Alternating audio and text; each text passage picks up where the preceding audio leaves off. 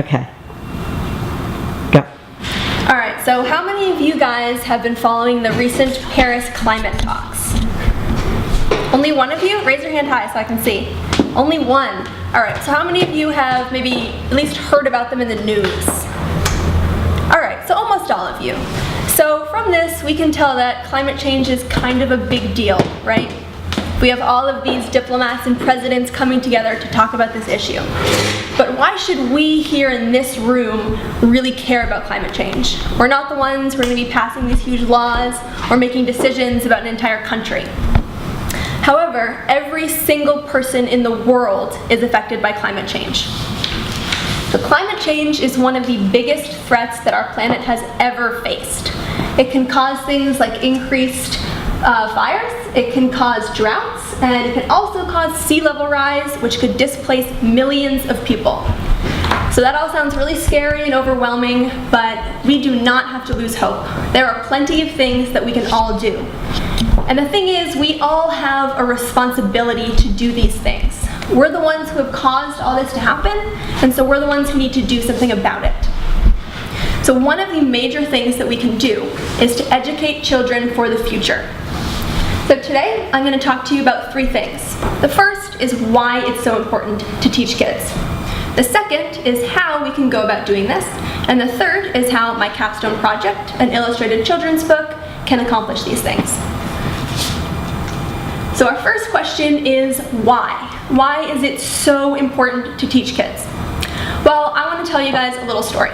I work at the New England Aquarium, and we have a climate change activity that we regularly play with visitors. And the first thing that we say to visitors is, what do you already know about climate change? Have you heard of it? Do you know what's happening? And I am always so shocked by how little people know. I mean, for a kid, it's kind of understandable that they haven't really heard of it that much. They don't know all the science behind it. But even adults have no idea how climate change works. And so this is really scary to see over and over again that adults, and adults who are already coming to the aquarium, have no idea how this works. And these adults are the same people that are making all the decisions for our country. They're making the decisions of how we're going to act in the future about climate change. They're making decisions about their own lives. So we do not want this to continue, where we have all these adults who don't know about climate change. So we need to educate children, so we are creating future leaders who are aware of the world around them. They're informed and they're educated, and they have an awareness of the impact that they have on the environment. So this brings us to how. How can we go about this monumental task of educating children? Well, my answer to you is art. Art is an amazing power for education. It has a quality of wonder to it, where you look at something beautiful and you just go, wow, you can't believe it. And then what follows that is wanting to know more. You're immediately curious. What went behind that? What's this all about? So we all know that kids are curious, right? Anyone who spent any time with a kid knows this.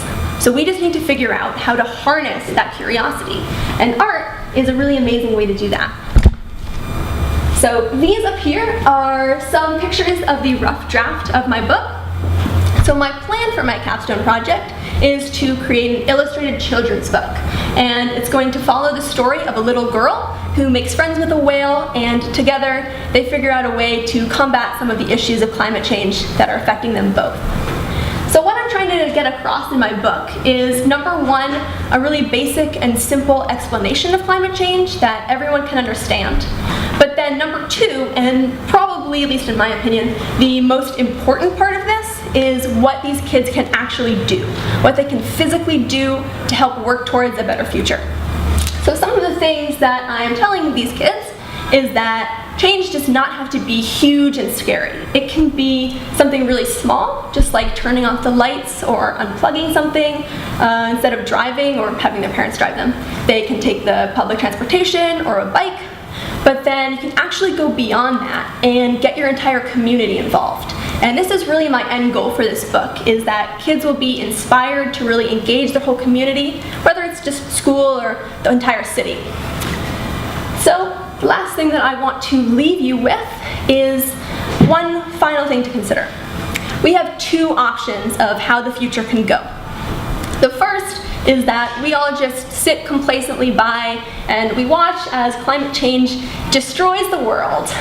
Obviously, this is not what we want to happen.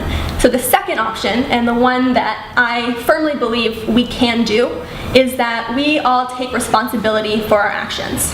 We all use whatever skills we have, whether this is scientific research or passing a law or even education, to work together and make the world a better place. Questions?